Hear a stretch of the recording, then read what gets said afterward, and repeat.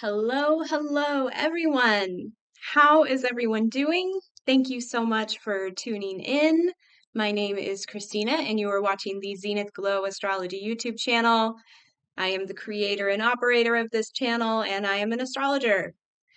Today, we are going to be talking about the upcoming full moon in Libra. And as you may have expected, it's kind of a banger, just like everything has been this season and actually this entire year. The year of the wood snake is proving to be quite transformative, is it not? So yeah, we will be getting into it here. I hope you all are doing well post eclipse season. I mean, we're pretty much still in the frequencies of the eclipses, but we are past them now. So congratulations, you made it. We're all here together. Surviving? Nope. Thriving, right? All right, let's talk about this Libra full moon. So this is going to be this weekend, April 12th. And here, I got my notes here. It's happening at 8:21 p.m. Eastern Time. Make note of that. And it will be happening at 23 degrees, 19 minutes of Libra. So this full moon is really interesting for several reasons. It seems like that's just kind of the flavor of energy nowadays, isn't it? We don't just like have a singular alignment or transit. We've got like multiple things going on simultaneously, in addition to whatever the main thing is. And I think that that really speaks to the multidimensional nature of our reality as it has been increasing, at least in our conscious awareness. It's always been there. But I think we are beginning to experience that multidimensionality in our lives in this new timeline, especially. So, kind of interesting. And the outer planets have been really playing a role in all of these alignments. And again, the outer planets bring that consciousness from beyond the 3D, and they are helping us to shift our perspective and to broaden our consciousness to incorporate more of what is beyond our world. Okay, let me stay focused though. I have a tendency to go off on tangents. So let's go ahead and pull up the chart that I made for this Libra full moon so that we can look at what the alignments are.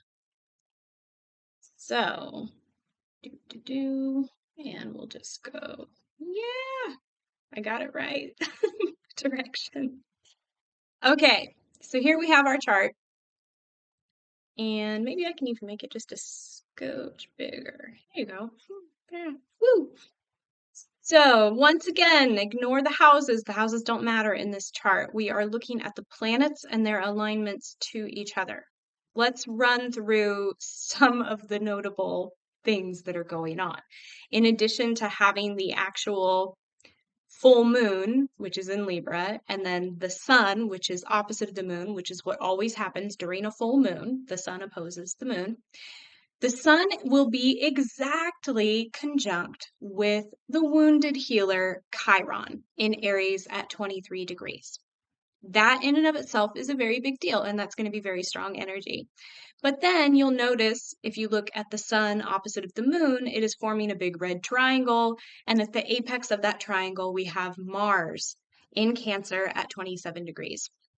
This, ladies and gentlemen, is known as a T-square aspect pattern in astrology, and it does bring a little bit of friction. It does bring some tension. So just be aware, we've got a little bit of friction and tension that could be surfacing during this full moon. And as we all know, full moons can be a little bit tense in and of themselves. So let's all hold some conscious awareness, have sensitivity towards our emotions and other people's emotions during this time. Let's hold space for each other. Let's hold forgiveness and compassion for each other. Or, you don't have to do any of that and you can do whatever you want because you're a sovereign being and you live your life however you want to. But that's my recommendation. So, before we get into what everything means, again, let's run through what some of these other transits are at this time. I want to make a note, since I'm talking about Mars, that at the end of this month, we will have the final Pluto-Mars opposition. I talked about this in one of my first podcasts, and it was an actual podcast, as in it's only audio, but it is on this YouTube channel if you want to check it out. And it is talking about the significance of these Pluto-Mars oppositions. They started back in the fall, I think in October. Don't quote me on that. I think it was October.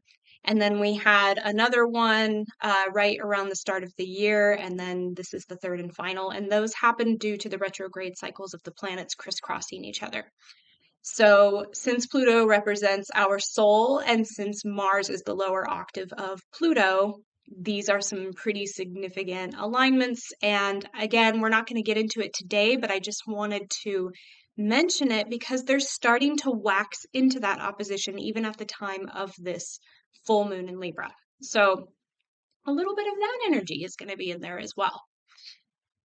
Moving right along, we have let's see, do I save the best for last and talk about some of the lesser aspects? No, I'll just talk about it. It's a really big aspect. So, at the time of this full moon, we also have what is known as a yod, which is the finger of God aspect pattern. If that sounds like a really big, scary deal to you, then you're right on point because it is a really big, scary deal. No. Don't let me scare you. It's not a scary thing. It's it's a big deal. It's a big deal. Like if the finger of God is pointing at you, that's going to be a big deal, right? That's kind of the weight that is behind this aspect.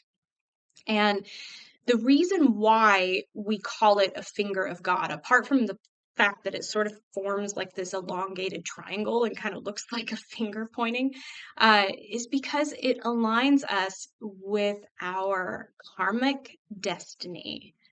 It's a really big deal. And sometimes it can be challenging because the planets that form this aspect, you will have one planet, in our case, the moon in Libra, forming two quincunxes, which is when planets are 150 degrees away from each other. We can also call those inconjunctions. I kind of like to use inconjunctions because there's something, I don't know, I don't like the word quincunx. I feel like I'm going to accidentally say a bad word whenever I say it. Okay, never mind, moving on. So when the moon forms two inconjunctions to two different planets, and then those two planets will form sextiles to each other. So in our case, with this particular event, we have the moon being the apex planet forming an inconjunction to Uranus in Taurus, and then also forming an inconjunction to, well, there's a lot of planets in Pisces right now, isn't there? We could say more precisely it's forming an inconjunction to Venus and Saturn because Venus will be at 24 degrees and Saturn will be at 25 degrees of Pisces. But realistically, we still have this like multitudinous conjunction happening in Pisces that has been going on this entire season. It's still happening. So we have Venus, Saturn, the North Node, and Mercury all in Pisces, all conjunct with each other. And technically, Neptune is still part of that conjunction, even though it has now shifted at 0 degrees of Aries. So there's a whole cluster of planets that are essentially forming this inconjunct aspect to the moon.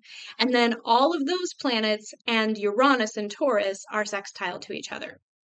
So essentially, we have Uranus and then the multitudinous conjunction in Pisces sort of speaking to each other and getting each other really excited. Like they're on the same page, they're wanting the same things, they're working together, and then they're both like, hey, let's work on the moon to get the moon on our side too. And the moon's like, whoa, what the heck are you guys talking about? I don't want any of that. I just want to be comfortable and I just want to be safe. Look at my relationships. They're fine. They're fine. Leave them alone. Don't touch them. That's sort of the energy that we have going on at this time. But of course, that's not how it's really going to play out, is it? By the way, I'm sorry there's all this light in my face. The sun is setting and it's coming in through the blinds. And so I'm just going to be spotty until it moves a little bit more. Yeah, so Essentially, what's happening is that apex planet in a yod, in our case, the moon, is acted upon by the other planets in order to get it to change, to shift, or to segue into whatever this karmic destiny is, whatever this divinely ordained purpose is. Okay. And that is why we also call it the finger of God, because there's something destined about it. There's something divine. There's something spiritual about it. I've been talking about this a lot, you guys. I know I keep saying, I feel like a broken record, but really, like, this is what the energy is. This is the quality of energy. This is what we're in. So, accept it, deal with it, because it's very spiritual and it is aligning us with our spiritual destiny. And again, that is what's happening with that multitudinous conjunction happening in Pisces. That cluster of planets is all like they're all working together to kind of get us into alignment with our path. And that is very much still the energy that's going on at this full moon. And I also want to add, okay, so we have the finger of God. That's another aspect. We also have Venus, our beautiful Venus, who has been retrograde this entire eclipse season. She is finally at the end of her retrograde cycle. She is stationing as we speak, and she will turn direct the very next day, April 13th. And Venus rules Libra. She also rules Taurus. So we have Venus that is part of the crazy cluster of planets in Pisces, ruling the full moon and Uranus at the time of the full moon. It's just nuts, you guys. And it is the way I'm looking at it is like a crescendo of everything that we have been experiencing. We are at the climax right now, folks. We've been going through this entire retrograde cycle since the end of February.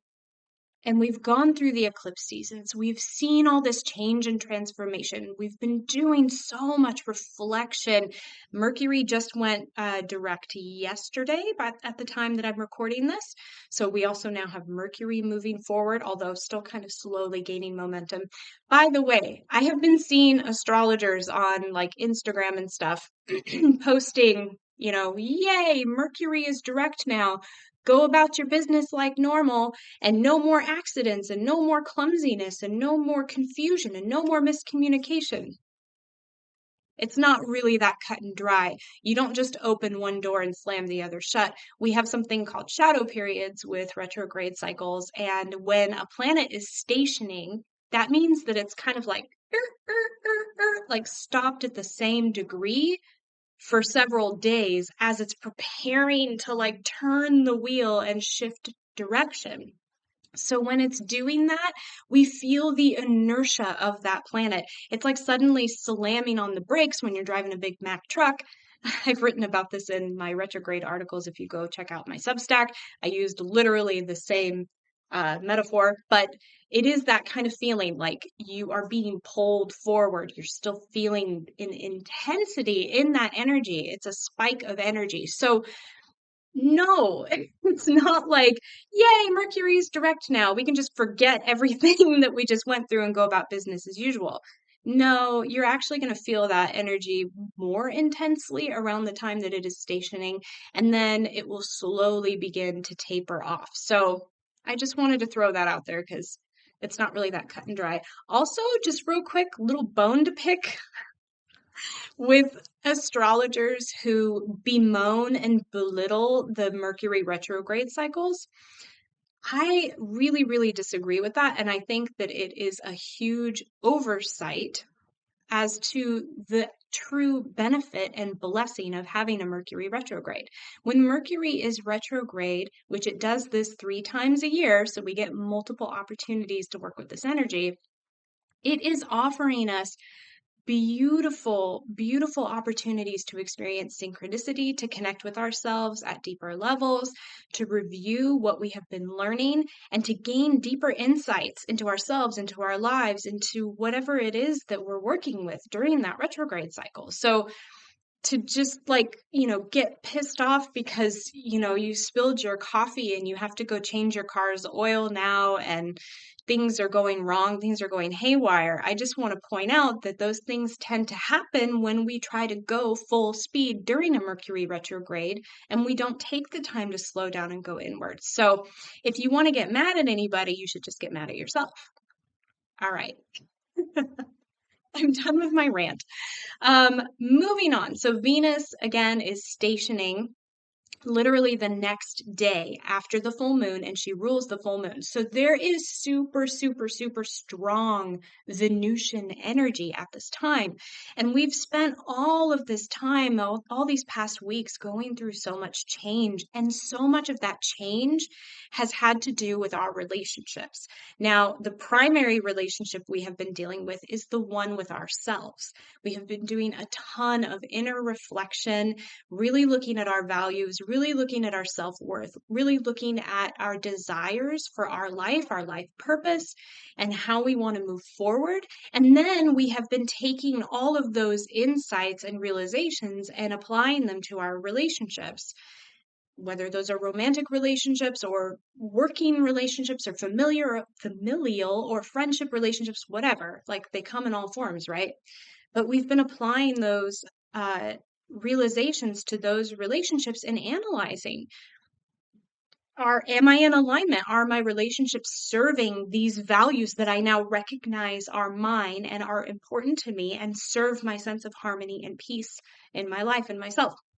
And then when they do not, thanks to those beautiful eclipses we've had, we've been sort of propelled into making really drastic shifts and changes in our lives in order to get them into alignment. So whether we are going back in our relationships and having conversations with our loved ones to get them to align with what we need better, and vice versa, they're doing this work too. Or we might be cutting out those relationships altogether because we realize that they're not going to change and we need to keep going on this trajectory that we now recognize is super important for our spiritual destiny, our mission, our soul's purpose, and our sense of fulfillment and joy. So this is all the stuff we've been working on. Now, you may have already made some of these changes, or you may have made the decision that I'm going to be making these changes at such and such date. Whatever, we're all in a different position at this time. For some folks, and I know this because I've been talking to some folks and I've seen it with my own eyes, they are just now starting to have the epiphanies about their relationships. And I want to point out that this full moon, because full moons bring release and they bring culmination and illumination and realization, this might be the time when we are sort of given a push, little finger of God, little poke, to actually implement those changes that we now recognize are necessary. And so there's going to be some, I said I wasn't going to get into what all these aspects mean, and now I'm getting into it. Who cares? Whatever, guys. We're just hanging. So we're flowing. There is going to be potentially some tension at the time of this full moon, and potentially that tension is going to come through our relationships. Just a heads up. Now, there is a strong possibility that emotions are going to be high. Again, we have that T-square going on with Chiron conjunct the sun, forming an aspect to Mars and the moon, all that jazz. That is going to bring in a lot of tension and frustration, okay? So I want you all to be conscious of the fact that we could be encountering people in our lives who are a bit contentious at this time, okay? And we might feel a bit contentious at this time as well. So it's something to just be conscious of, because we don't necessarily, there's a fine line between setting boundaries and speaking your truth and being just plain downright hurtful, right?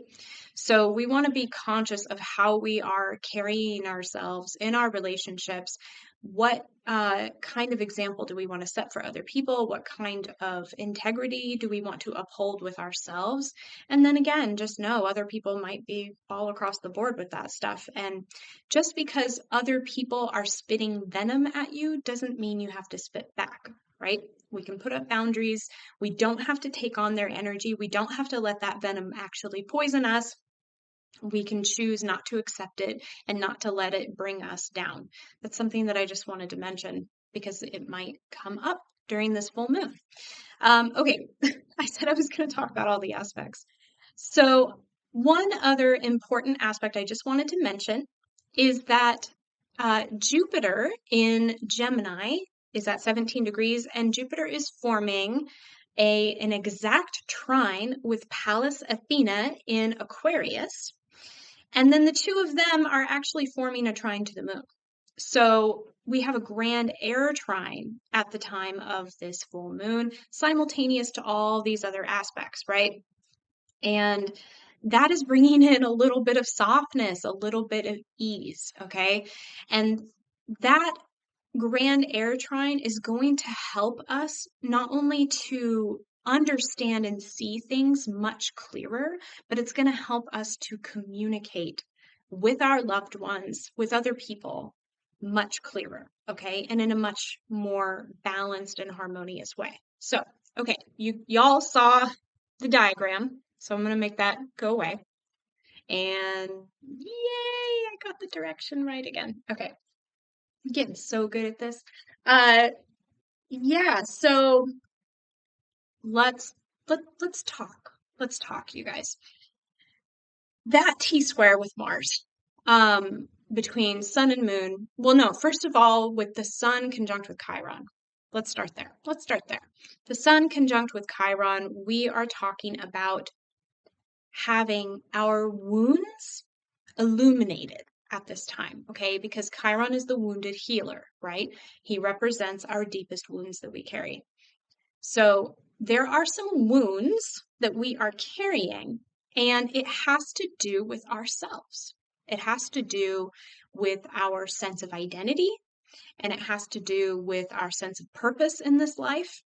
And it has to do with our sense of independence. Now, those wounds can come in many forms, but as the natural opposition to the sign of Libra, Aries, there is an implication that relationships are involved in this in some way, shape, or form.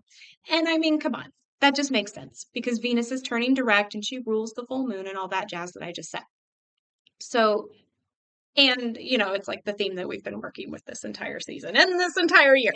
So relationships are coming into this in one form or another. And there is some kind of wound that we carry. Now, this can show up in a lot of different ways, right? That wound could have to do with maybe I need to be more independent, but I tend to sacrifice my independence for my relationships because I tend to put my relationships as a priority above myself. Maybe I'm so afraid of conflict that I don't want to stir the pot, and so I censor myself and I don't speak my truth. Maybe it's kind of the opposite, and maybe I tend to be a little bit bombastic in my relationships because my independence is very important to me, but then I end up hurting other people, and then I end up wounding my relationships to the point where I'm not able to have satisfying connections with other people. I don't know. There's a lot of different ways that this can show up, but you can kind of see how it could swing one way or the other. And for a lot of us, it might be showing up as both, just kind of depending on what we have going on. The bottom line is that the Sun being exactly conjunct with Chiron, that's a very, very strong placement. When we have exact aspects in astrology during times such as full moons and things of that nature, it's like highlighting something. It's like underscoring something a bunch of times. It's letting us know, hey, this is important. This is going to be a big deal. So we are having those wounds illuminated for us. We are going to see it, and simultaneously, because during full moons, we have the Sun illuminating the moon in its fullness and all of her beautiful glory for us to see clearly. There's also this implication that our emotional needs, our emotional conditioning, and our emotional reactions and our sense of safety tends to become illuminated for us in one way or another during a full moon. So we have both sides of this, right? We have the wound itself, and then we have our emotional needs, our emotional nurturing. Um, and then we can see that, right? Relationships are mirrors. And so we may start to notice some stuff like, hey, when this person does this, I react like this. Or when I do this, that person reacts like this, and that makes me feel like this. Those kinds of things start to come to the fore. And I guess the bottom line about all of this is, again, it's like a crescendo. It's like the apex of this entire Venus retrograde cycle, because Venus is turning direct at this time.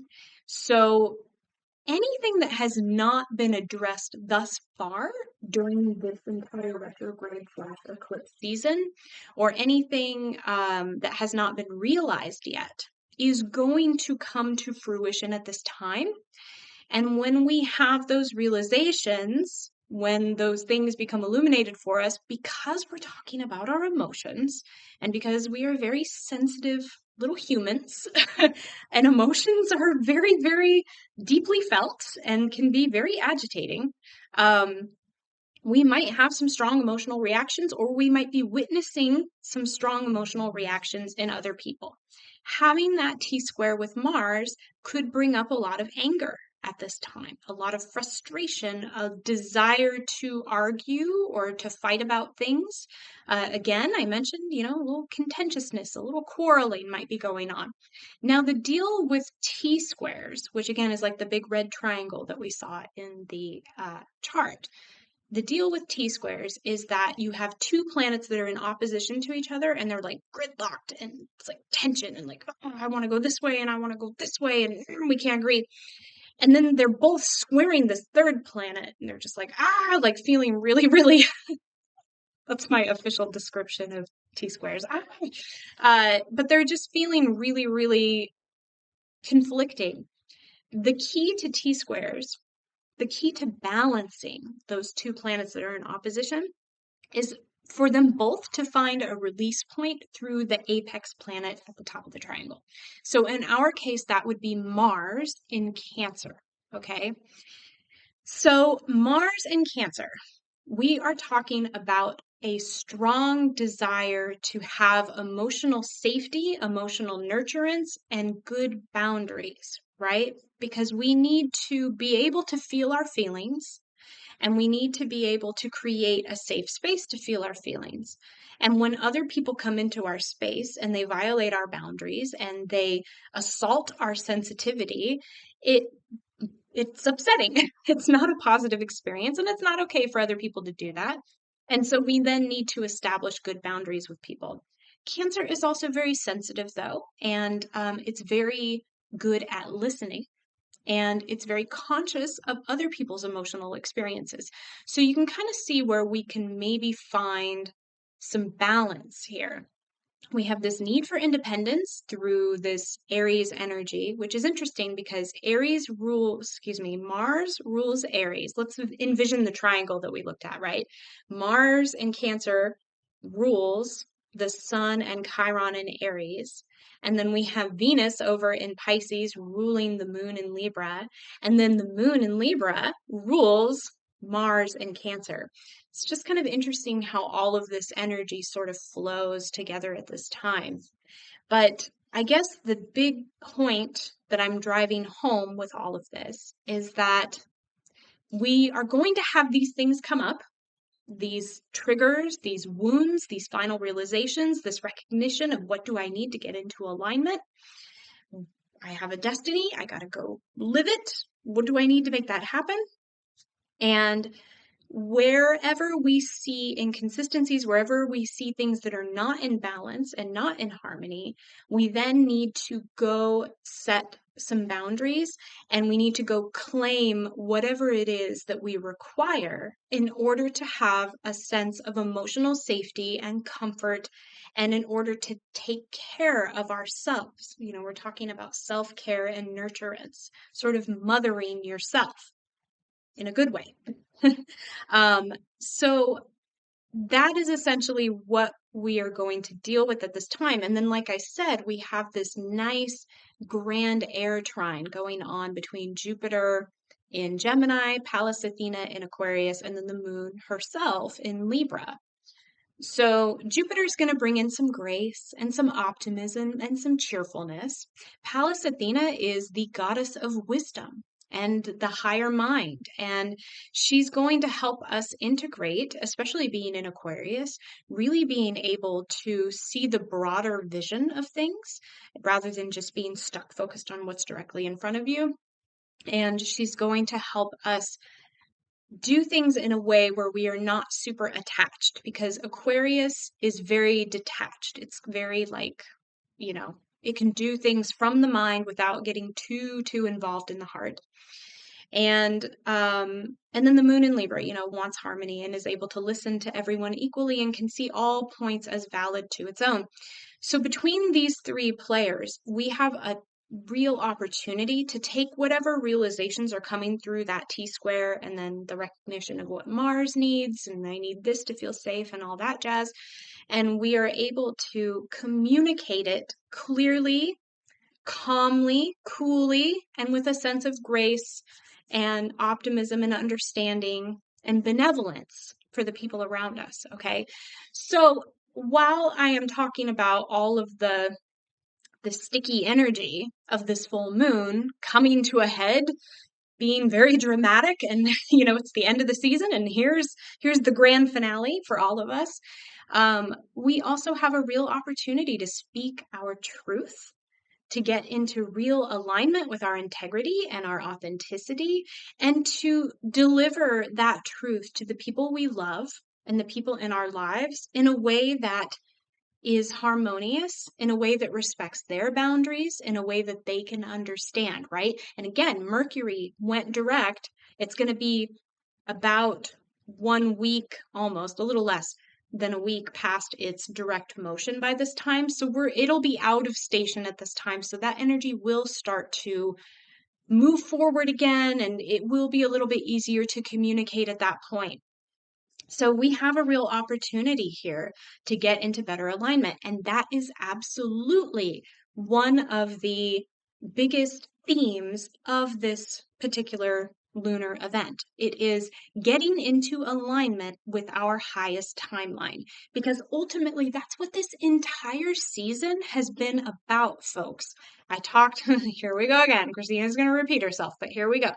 At the end of January, we all went through a portal, okay? And that portal was into a new, higher timeline where we would be more aligned with our soul's purpose and be able to harmonize with all the things that are best for us and what our soul wants to do, and yada, yada, yada, okay? But then, very shortly after that portal happened, it was like we hit the brakes and we had this big season of like retrogrades and eclipses, and everything is slow and sluggish and sloggy, and I have to go back over things and I have to review, and that whole period has actually been an incredible divine blessing, a gift for us, because we don't just shut the door on one timeline and open the door to the next one, and that's it. And that's the end of the story.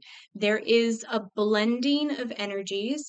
There is an exit process from the old timeline as we move into the new one. And so because if we didn't have that, it would actually be very shocking, and it would be very disruptive and chaotic. And fortunately, the way all of this is playing out, we're actually being afforded greater harmony in ourselves and more opportunity to align with our hearts. And so through this period, we have been given time to reflect, to contemplate, to align, and to speak our truth, and to go back over relationships, and to really work out all the details, and to grieve, and to let go and release what is not working for us from the old stuff, because what we let go of opens the door for what is about to come in, right? It's a really big deal, folks. I don't know how you all are feeling. I've been feeling every single inch of this transit, of this whole process myself. I'm going through it. I am with you, experiencing all of it. And I have to tell you that it has been one of the most beautiful experiences of my entire life, but it's also been one of the most challenging and emotional experiences of my entire life. And I'm talking like emotions all across the board.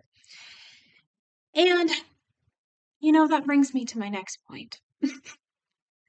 I had one other thing I wanted to talk to you about, and this is a part of the whole Libra thing, the Libra full moon, and it's also aside from it, but it's something that's been on my mind, on my heart for a few days now, and I just wanted to mention it to you all. I talked about the multidimensionality of things and how we're moving into this higher frequency timeline and all that. Part of that process is the recognition that our emotional experiences are multidimensional.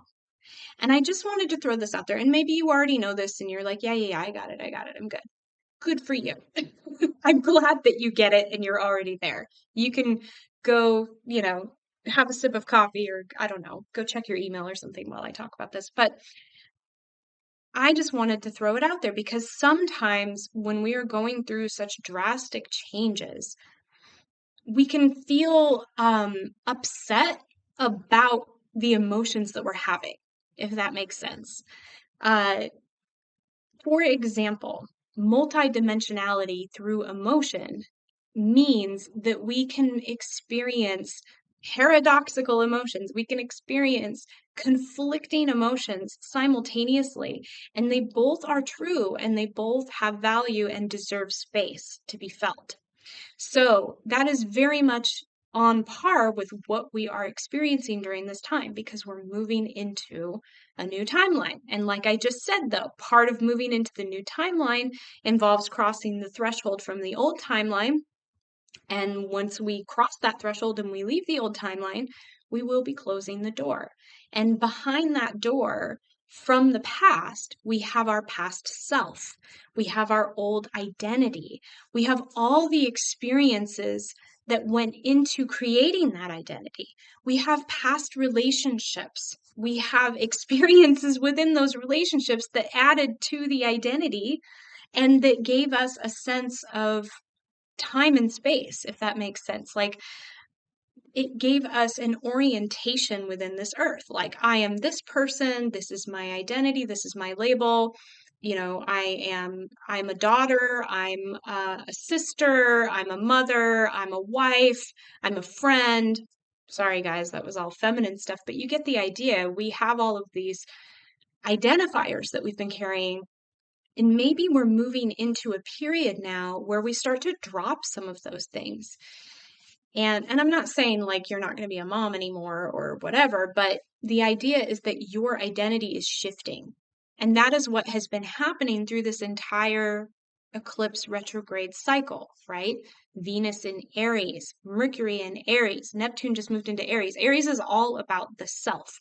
And we are taking the spiritual stuff from Pisces, and we're grounding it into the physical reality, into this 3D timeline that we have manifested for ourselves. So it's like you are rediscovering who you are from a higher spiritual perspective because our soul has its own ego, like our soul has its own identity that might be different from what we know ourselves as.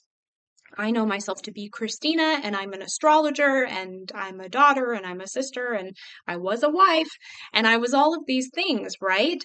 And as we've gone through this timeline shift, though, it's like the divine is coming in and saying, yeah, but guess what? You're also all of this.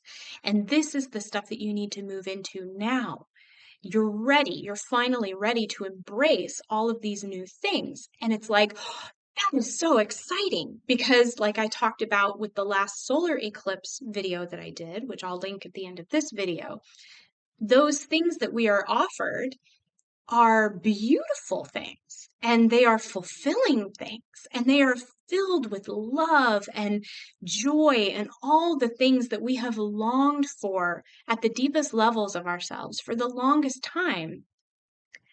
But in order to embrace those things, I talked about this in the video, we have to let go of some of those older things from the old timeline. So it's like something is offered to us, but if we're holding on to something, you have to drop it in order to take what is being offered.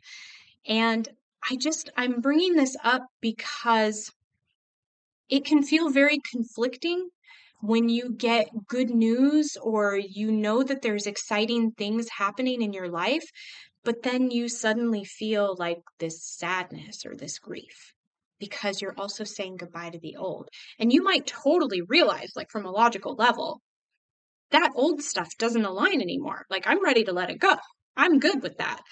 But then those emotions still come up. And I just wanted to talk about this because it can be very confusing. Like, well, wait a minute. Why am I sad? And why am I crying right now? Because I just got like the best job offer, or, I just started a new relationship, or, I finally understand this path that I've been seeking. I now have a sense of direction and where I'm going, and that's very happy and exciting.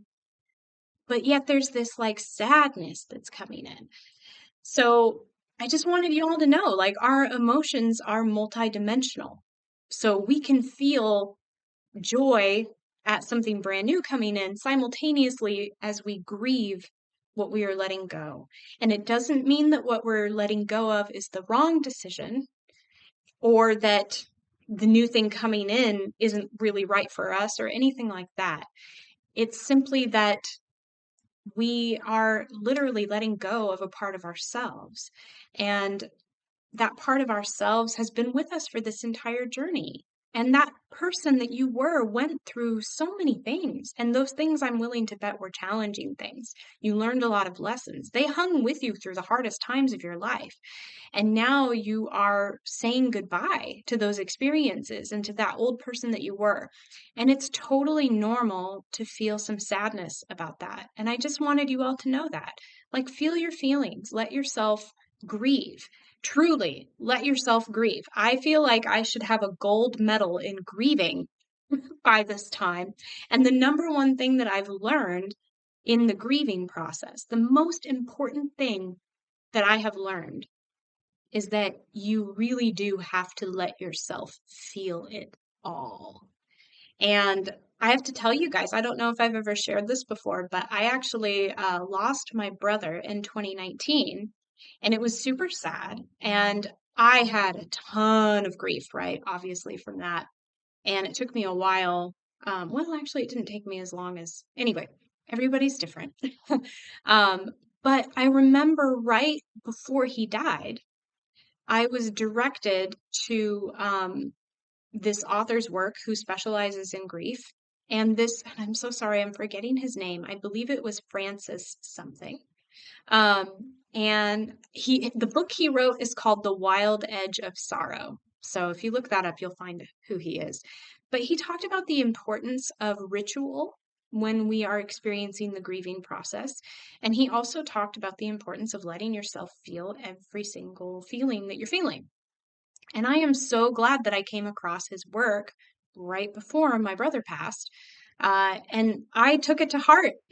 And I have to tell you, like, every time I used to call them grief attacks because they would come out of nowhere. And I would just start crying, and I'd be like, okay, hold on. And I'd go in the bathroom, I'd lock myself in the bathroom, and I would just cry. And I would cry, and I would cry, and I would cry, and I'd cry. And I'd be like crying, and I'd be like, God, I'm crying a lot. Like, I'm still crying. It's been 30 minutes and I'm still crying.